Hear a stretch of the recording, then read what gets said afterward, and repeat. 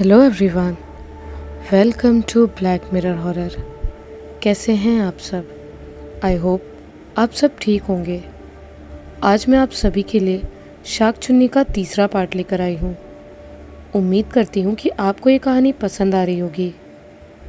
अब तक आपने सुना कैसे कड़कनाथ ने सुजीत के साथ शाक चुन्नी से छुटकारा पाने का प्रयास किया, पर वो प्रयास विफल हो गया और सुजीत के गर्दन पर शाक चुन्नी ने हमला कर दिया। लेकिन कड़कनाथ ने संकल्प कर लिया, वो शाक चुन्नी से गांव को बचाकर ही मानेंगे। इसीलिए मुखिया से नवजात शिशु की मांग की। अब तक आपने इसका पिछला पार्ट अगर नहीं सुना है तो पहले उसे सुन ले, उसके बाद ये वाला पार्ट सुने। वैसे अगर आपने अभी तक हमारे चैनल को सब्सक्राइब नहीं किया है तो प्लीज़ उसे भी कर ले और नोटिफिकेशन बेल को भी ऑन कर दे, ताकि आप तक हमारी कहानियाँ पहुँचती रहे। तो अब ज़्यादा देर ना करते हुए चलिए बढ़ते हैं हमारी इस कहानी में आगे। कड़कनाथ वहीं खड़े होकर जवाब का इंतज़ार कर रहे थे, पर वक्त को देखते हुए ज़्यादा देर ना रुककर वो वहाँ से जाने लगे। तभी मुखिया सुब्रत रॉय कड़कनाथ को रोकते हुए बोले, रुकिए बाबा, मैं तैयार हूँ। सुब्रत रॉय के मुंह से ये बात सुनकर कड़कनाथ का चेहरा खिल उठा और वो तुरंत पलटकर कहने लगे, ये हुई ना बात। अब हम 2 नवजात शिशु के बाद शाक चुन्नी पर काबू पा सकते हैं। हमें जल्दी ही ये तैयारी करनी पड़ेगी, नहीं तो गांव में उसका आतंक ऐसे ही बना रहेगा। अब सब तुम पर है मुखिया। मुखिया सुब्रत राय बिल्कुल सन्न खड़े थे। वहीं कड़कनाथ तांत्रिक मुखिया के करीब आते हुए बोले, तुम कल 12 बजे तैयार हो जाना, मैं तुम्हारा इंतज़ार करूँगा। इसके बाद कड़कनाथ मुखिया के घर से चले गए। जाते जाते कड़कनाथ ने मुखिया को एक खतरनाक स्माइल दी। उनकी मुस्कुराहट मुखिया को बिल्कुल नॉर्मल महसूस नहीं हो रही थी। कड़कनाथ के जाने के बाद भी मुखिया बहुत देर तक अपनी जगह पर खड़े होकर सोच में डूबे थे। कुछ पल सोचने के बाद आखिरकार मुखिया ने फैसला ले ही लिया। सुब्रत खुद से बड़बड़ाते हुए बोला, मुझे इस गांव का मुखिया होने के नाते अपने गांव की भलाई के लिए 2 नवजात शिशु की बलि देनी ही होगी। इसके लिए तैयार हूँ, पर बच्चे लाऊं कहाँ से? इसके लिए कौन मदद करेगा? कुछ देर सोचने के बाद मुखिया के दिमाग में कोई ख्याल आया, मुझे इस खास काम के लिए अपने आदमी की ज़रूरत पड़ेगी। अगर मैंने गांव वालों को बचा लिया तो गांव वाले मुझे भगवान मानने लगेंगे। ये सब बड़बड़ाते हुए मुखिया खुद में बहुत ज़्यादा खुश हुए जा रहे थे। मुखिया ने तुरंत अपने जेब से मोबाइल निकाला और एक आदमी को कॉल लगाते हुए बोला, सुन मेरी बात, कल शाम तक 2 बच्चे का जुगाड़ हो जाना चाहिए। कीमत 2 लाख मिल जाएगी, पर काम टाइम पर होना चाहिए। इतना कहकर मुखिया ने फ़ोन काट दिया। वैसे मुखिया भले ही सबके सामने सीधा बनता था, पर अंदर से बहुत ही ज़्यादा कमीना था। खैर, वहीं दूसरी तरफ अपने घर में सुजीत बिस्तर पर अधमरी हालत में पड़ा हुआ था। अब तक सुजीत को होश भी नहीं आया था। वो काफ़ी ज़्यादा गंभीर हालत में पड़ा हुआ था। उसके गर्दन पर अजीब सा लेप लगा हुआ था। पास में ही एक औरत सुजीत के शरीर को गीले कपड़े से साफ कर रही थी। दिन पर दिन सुजीत का शरीर कमज़ोर होता गया। पता नहीं, जब भी कड़कनाथ सुजीत को देखकर लेप लगाकर जाते, तब से उसकी हालत में कोई सुधार नहीं हो रहा था। वहीं कड़कनाथ किसी काम से कुछ दिनों के लिए गांव के बाहर चले गए। उसी बीच एक दिन सुजीत की हालत गंभीर होने लगी।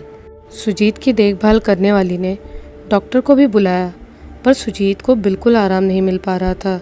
तभी किसी आदमी ने उस औरत को बताया, इसी गांव में एक पंडित जी हैं, अगर वो एक बार सुजीत को देख ले तो सुजीत ठीक हो सकता है। वही उस औरत ने पंडित से बातचीत करके सुजीत को दिखाने के लिए घर पर बुला लाई। पंडित जी के चेहरे पर एक अलग ही चमक थी। खैर, सुजीत के करीब आकर पंडित जी ने उसे अच्छी तरह से चेक किया। पंडित जी ने बिना कुछ बोले ही अपने झोले से भभूत निकालकर सुजीत के शरीर पर लगाने लगे, जिसके बाद सुजीत का शरीर जल्दी ही ठीक होने लगा। कुछ दिन के अंदर ही सुजीत का घाव भर गया। वैसे वो पंडित जी गांव के काली माँ के मंदिर के पुजारी थे। कुछ वक्त बाद कड़कनाथ वापस गांव लौट आए। इस बार मुखिया सुब्रत रॉय के साथ मिलकर शाक चुन्नी को दूर करने के लिए पूरी तैयारी के साथ आए थे। जल्दी ही कड़कनाथ तांत्रिक और मुखिया ने शाक चुन्नी के निवारण के लिए एक तरकीब लगाई, जिसमें रात के अंदर 2 लोगों की शादी की गई, जिससे शाक चुन्नी वहां आ सके। प्लान के मुताबिक सब कुछ किया गया और इंतज़ार था तो केवल शाक चुन्नी का। गांव के अंदर रात के 10 बजते ही सभी लोग अपने घर चले गए। बाहर केवल 2 ही लोग मौजूद थे, तांत्रिक और मुखिया। तांत्रिक कड़कनाथ ने अपनी क्रिया शुरू कर दी। वहीं कमरे के अंदर जैसे ही उस शादीशुदा लड़की के अंदर शाक चुन्नी का प्रवेश हुआ, जिसे देखकर उसके पति की जोर की चीख निकल पड़ी। कड़कनाथ ने चीख सुनते ही खुश होकर बोला, अब आएगा मज़ा, अब होगा असली खेल। वहीं शाक चुन्नी ने लड़के को बुरी तरह से मौत के घाट उतार दिया और उसका सफ़ेद पड़ा मृत शरीर छोड़कर लड़की की तरफ बढ़ने लगी। वहीं उसी घर में कड़कनाथ और मुखिया दोनों अंदर घुस गए। शाक चुन्नी को देखकर कड़कनाथ बोले, आज तू बचकर नहीं जाने वाली।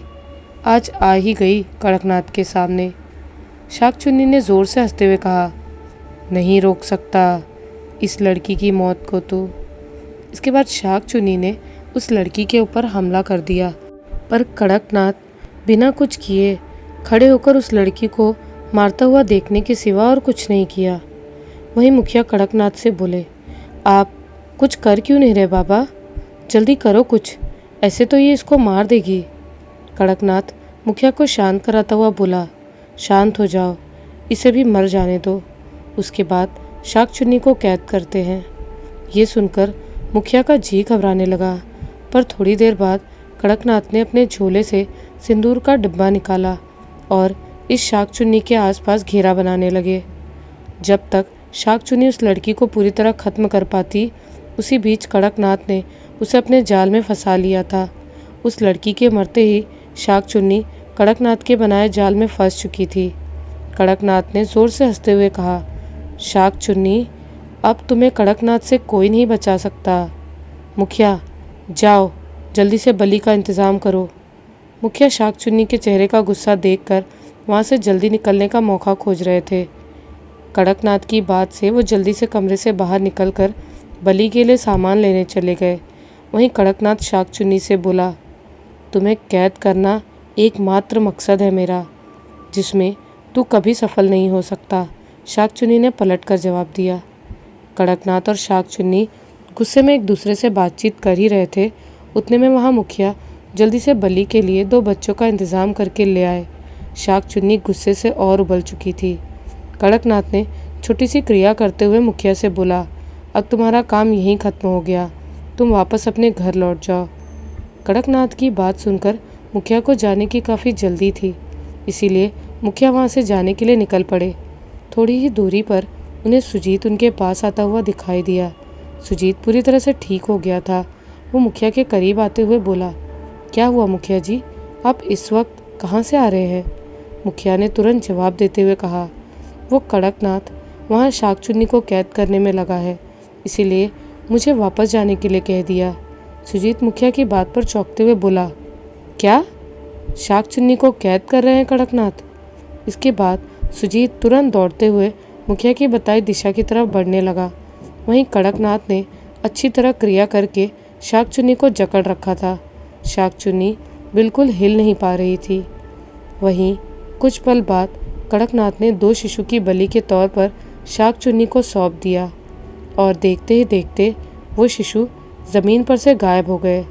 इस पर कड़कनाथ बेहद खुश हुआ। कड़कनाथ खुश होते हुए बोला, अब तुझे मैं पूरी तरह से कैद करके अपने कामों को अंजाम दूंगा। अब तक सुजीत भी वहां पहुंच चुका था। सुजीत के सामने कड़कनाथ और शाक चुन्नी दोनों स्पष्ट नजर आ रहे थे। कड़कनाथ ने अपनी बात जारी रखते हुए कहा, तेरे कारण कई सारे काम बने हैं मेरे, तुझे इतनी आसानी से कैसे छोड़ दूँ? सुजीत ने देखा शाक चुन्नी की हालत बहुत ही ख़राब हो चुकी थी। कड़कनाथ के आगे वो खुद को काफ़ी शक्तिहीन महसूस कर रही थी। साथ ही शाक चुन्नी ज़ोर ज़ोर से तड़प रही थी। अचानक से कड़कनाथ ने झोले से कुछ निकाल कर दिखा ही रखा था। उतने में शाक चुन्नी का चेहरा हैरानी से कड़कनाथ के सामने चौंक गया। अचानक शाक चुन्नी की नज़र सीधे पास खड़े सुजीत पर पड़ी। सुजीत ने ये सब देखकर काफ़ी ज़्यादा हैरानी से उसकी तरफ देखा। उसकी आंखें भी हैरानी से और बड़ी हो गई थी। सुजीत ने खुद से घबराते हुए कहा, ये कड़कनाथ क्या करने वाले हैं? वहीं कड़कनाथ ने अपने झोले से एक तांबे की अंगूठी निकाली और अंगूठे से थोड़ा खून निकालकर अंगूठी पर लगा दिया। तुरंत ही नींबू के पास अंगूठी रखकर मंत्र पढ़ने लगा। धीरे धीरे शाकचुन्नी का शरीर और ज़ोर से थरथराने लगा। शाकचुन्नी का गुस्सा चेहरे पर उभर आया। गुस्से से उसका एक तरफ का चेहरा सड़ा हुआ था, दूसरी तरफ जला हुआ होने लगा। शाकचुन्नी कड़कनाथ की तरफ घूरते हुए डरावनी आवाज़ में बोली, जाने दे मुझे एक बार कड़कनाथ, जाने दे मुझे, छोड़ दे मुझे कड़कनाथ। तूने अपना कार्य मुझसे करवाया है, नहीं जाने दिया तो प्रतिशोध लूंगी तुझसे, मूर्ख तांत्रिक। कड़कनाथ ने अपने चेहरे पर भयानक से एक्सप्रेशन लाते हुए कहा, तुझे जाने दूँ? पर ऐसे कैसे तुझे जाने दूँ?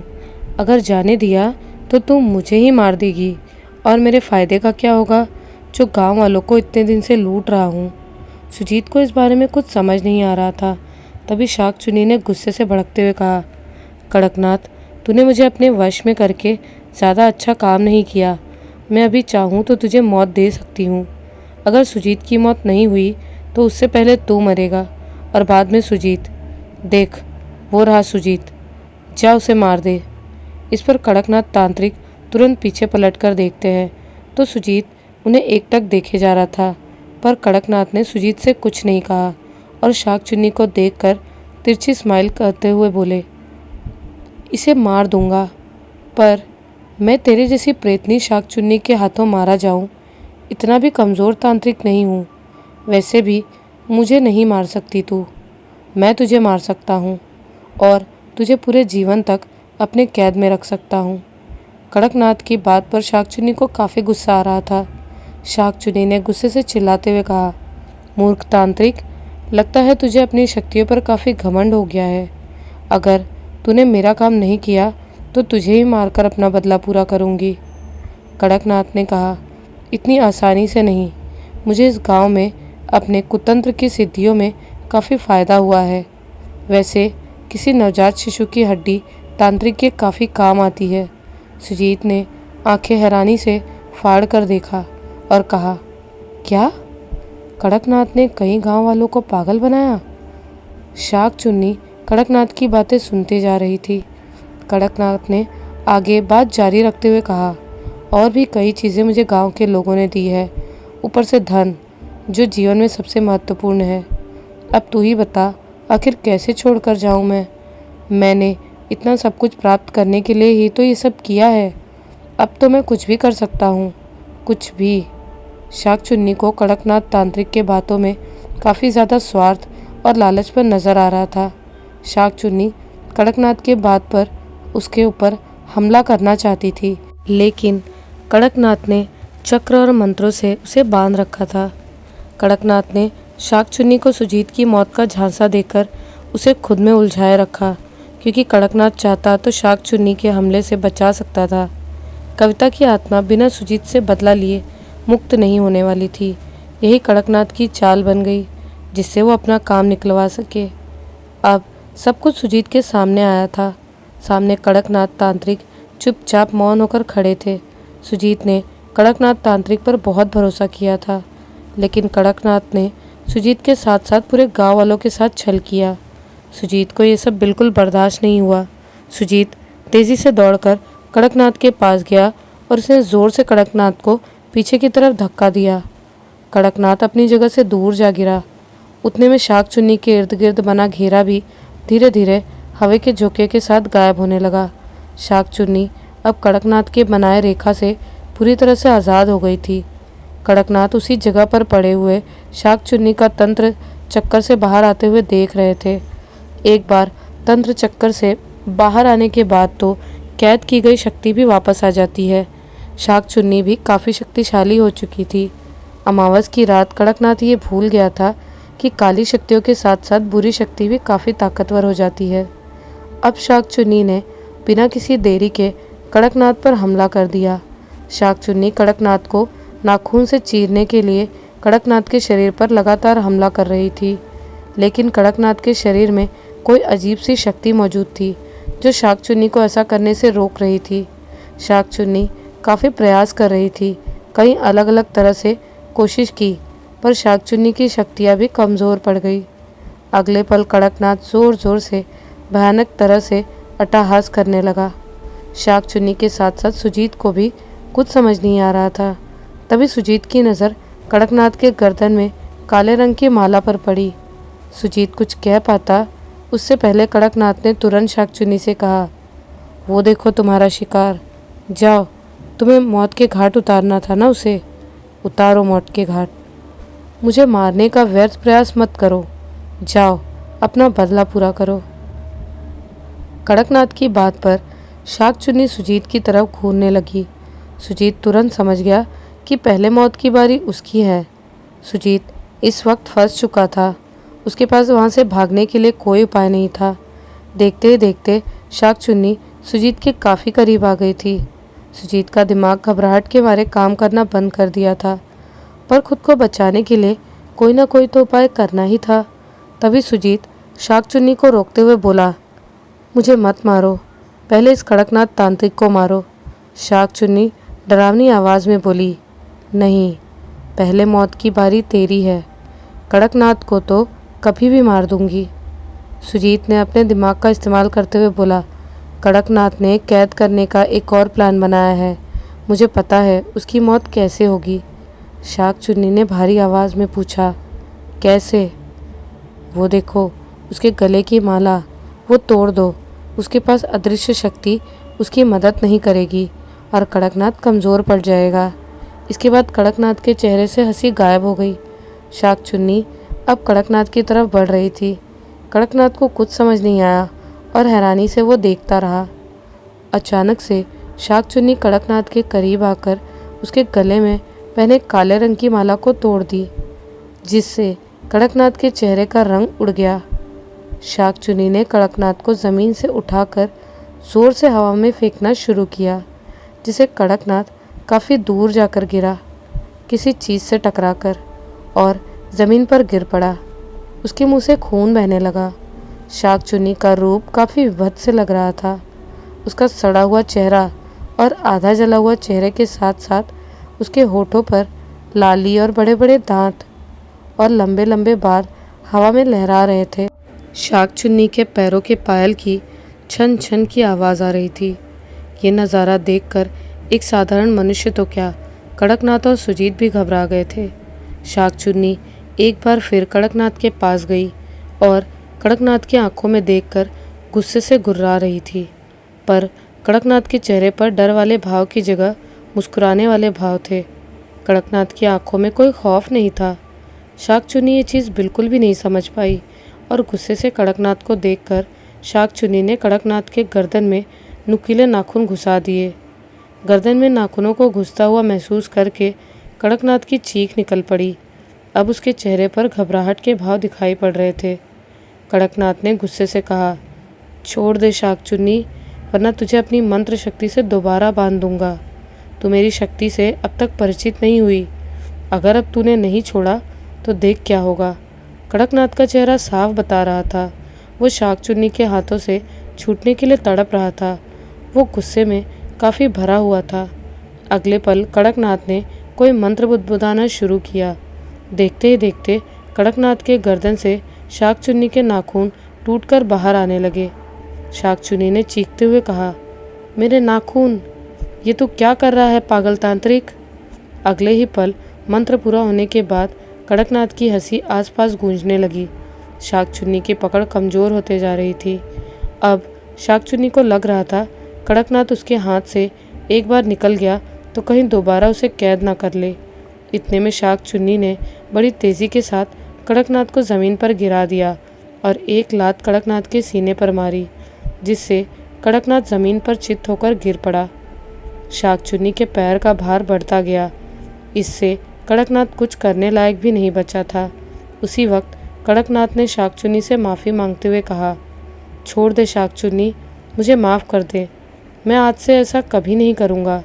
शाकचुन्नी ने कड़कनाथ को घूरते हुए कहा, छोड़ ही रही हूँ, नर्क के द्वार पर मैं तुझ हैवान तांत्रिक ने मुझे कैद करने के लिए नवजात शिशुओं की बलि चढ़ाई।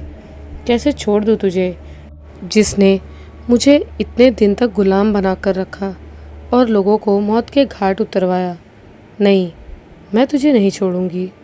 वही पास में खड़ा सुजीत ये सब देख रहा था। तभी शाकचुन्नी ने कड़कनाथ को जोर से पटकते हुए कहा, कड़कनाथ, तू हैवान है हैवान, तुझे मैं जिंदा नहीं छोड़ूंगी। आज मैं तुझे खत्म करके ही रहूंगी। इतना कहकर शाकचुन्नी ने कड़कनाथ को पकड़कर उसका खून चूसना शुरू कर दिया। देखते ही देखते कड़कनाथ जोर जोर से तड़पने लगा। कुछ ही क्षण में शरीर का सारा खून सूख गया और कड़कनाथ वहीं मर गया। कड़कनाथ का मृत शरीर देखकर सुजीत और भी ज़्यादा घबराने लगा। कड़कनाथ को मारने के बाद शाकचुन्नी सुजीत की तरफ बढ़ने लगी। सुजीत शाकचुन्नी को खुद की तरफ गुस्से से आते देखकर घबरा कर वहाँ से भागने लगा। शाकचुन्नी गुस्से से सुजीत से बोली, कड़कनाथ तो मर गया, अब तेरी मौत पक्की है। अब तुझे कौन बचाएगा मेरे हाथों से। इतना कहकर शाकचुन्नी ज़ोर से हंसने लगी। सुजीत ने बिना कोई विचार किए तेज़ी से भागने लगा। सुजीत से जितना हो सकता था वो उतनी तेज़ भाग रहा था, पर शाकचुन्नी सुजीत को रोकने का काफ़ी प्रयास कर रही थी। सुजीत को समझ नहीं आ रहा था आखिर वो कहाँ जाए जिससे उसकी जान बच सके। काफ़ी सोचने के बाद सुजीत के दिमाग में ख्याल आया। सुजीत ने खुद से कहा, मुझे अब उनके पास जाना चाहिए, वो मेरी अब आखिरी उम्मीद है। सुजीत तेज़ी से भागते हुए गांव के जंगल के पास वाले मंदिर पहुंच गया। ये वही माँ काली का मंदिर था जहां पर पंडित जी रहते थे। पंडित जी माँ काली के बहुत बड़े पुजारी थे। पंडित पूरे समय उसी मंदिर में रहते थे और लोगों के दुखों का निवारण करते थे। सुजीत के दुखों का निवारण भी पंडित जी ने ही किया था। इस बार फिर कर पाए तो सुजीत की ज़िंदगी बच सकती थी। सुजीत जल्दी से उसी मंदिर के अंदर चला गया। इस वक्त मंदिर में कोई दिखाई नहीं दे रहा था। सामने ही माँ काली की मूर्ति रखी हुई थी, जिसे देखकर सुजीत ने अपने हाथ माँ काली के सामने जोड़ते हुए बोला, माँ, मुझे माफ़ कर दो। मेरे पिछले जन्म की गलती की सज़ा इस जन्म में मत दो। मुझे अपने किए हुए पर बहुत पछतावा है। प्लीज़ मेरी मदद करो माँ। वहीं मंदिर के बाहर शाकचुन्नी गुस्से से गुर्रा रही थी। शाकचुन्नी मंदिर के बाहर पहुंच चुकी थी। अब देरी थी तो मंदिर में आने की, पर उतने में सुजीत ने देखा कि शाकचुन्नी मंदिर में कदम नहीं रख पा रही थी। जैसे ही अपना कदम अंदर रखती, उसे कोई शक्ति अंदर नहीं आने दे रही थी। शाकचुन्नी बार बार मंदिर के अंदर घुसने का प्रयास कर रही थी। सुजीत ने खुद से सवाल करते हुए कहा, आखिर ये क्या हो रहा है? क्या ये माँ काली का चमत्कार है जो मेरी जान की रक्षा कर रही है? तभी सुजीत को अपने आसपास किसी के होने का एहसास हुआ। जैसे ही सुजीत ने पलट कर देखा तो पीछे ही पंडित जी मौजूद थे। पंडित जी को देखकर सुजीत उनके पास जाते हुए बोला, पंडित जी, मेरी मदद करो शाकचुन्नी से। अब आप ही हो जो मुझे मरने से बचा सकते हो। पंडित जी शांति से नर्म आवाज़ में बोले, इंसान के कर्म ही जो उसकी मृत्यु और जीवन को तय करता है। ऐसे तो मेरा मरना निश्चित है पंडित जी, सुजीत ने घबराते हुए कहा। पंडित जी कुछ कहते उससे पहले सुजीत आगे अपनी बात जारी रखते हुए बोला, नहीं नहीं पंडित जी, मुझे मरना नहीं है, प्लीज़ आप कुछ कीजिए। पंडित जी सुजीत को शांत कराते हुए बोले, ठीक है, अब एक आखिरी उपाय है, पर उसके काफ़ी कम उम्मीद है। अगर वो पूर्ण नहीं हो पाया तो तुम्हारी मौत टल नहीं सकती। सुजीत ने तुरंत हड़बड़ाते हुए कहा, क्या पंडित जी, जल्दी बताइए। पंडित जी ने जवाब देते हुए कहा, तुम्हें लाल सिंदूर के साथ दीपक जलाकर शाकचुन्नी से अपनी गलती की क्षमा मांगनी होगी। अगर शाकचुन्नी ने माफ़ कर दिया तो तुम्हारी मौत टल जाएगी। सुजीत तुरंत मना करते हुए बोला, नहीं पंडित जी, शाकचुन्नी मुझे तुरंत ही मार देगी, कोई और उपाय है तो बताइए। पंडित जी ने तुरंत मना करते हुए कहा, नहीं सुजीत, यही आखिरी उपाय है। सुजीत को कुछ समझ नहीं आ रहा था, पर समय कम होने के कारण उसे कोई ना कोई फैसला जल्दी ही लेना था। सुजीत ने हिम्मत भरे लहजे में कहा, ठीक है, मैं अपनी गलती की क्षमा मांग लेता हूँ। इसके बाद पंडित जी के कहे अनुसार सुजीत ने काली माँ के मंदिर में एक पूजा की और उसके बाद लाल सिंदूर और एक दीपक लेकर मंदिर के गेट पर खड़े होकर बाहर की तरफ देखने लगा।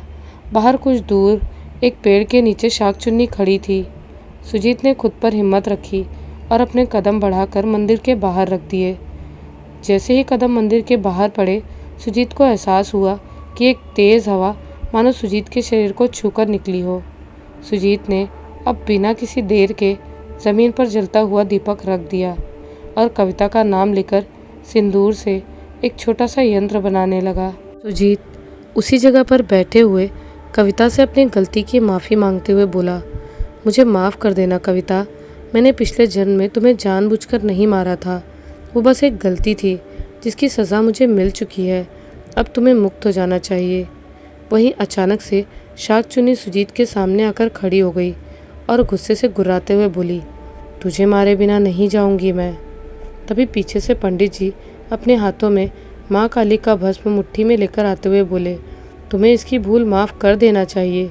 इसे अपने किए हुए पर पछतावा भी है। पंडित जी की बातें सुनकर शाकचुन्नी का गुस्सा काफ़ी कम हो गया था। सुजीत को भी काफ़ी ज़्यादा पछतावा हो रहा था और थोड़ी देर में शाकचुन्नी का रूप नॉर्मल होने लगा। शाकचुन्नी ने नॉर्मल आवाज़ में कहा, ठीक है, मैंने तुम्हें माफ़ किया, जाओ खुश रहो।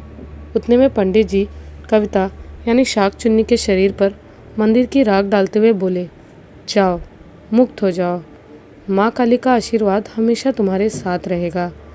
जैसे ही राख शाकचुन्नी के शरीर पर पड़ी, धीरे धीरे वो गायब होने लगी। कुछ ही क्षण में शाकचुन्नी हमेशा हमेशा के लिए मुक्त हो गई। ये देखकर सुजीत को काफ़ी तसल्ली मिली। उसने खुद के साथ साथ गांव वालों के श्राप को दूर कर दिया था। इसके बाद सुजीत खुशी खुशी माँ काली का आशीर्वाद लेकर अपने घर की तरफ निकल पड़ा। तब से सुजीत का जीवन खुशी से भर उठा। तो ये कहानी थी शाकचुन्नी की, जो यहीं पर ख़त्म होती है। आपको ये कहानी कैसी लगी हमें कमेंट्स में ज़रूर बताइएगा।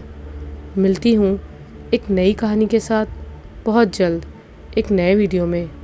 तब तक के लिए जय माँ काली।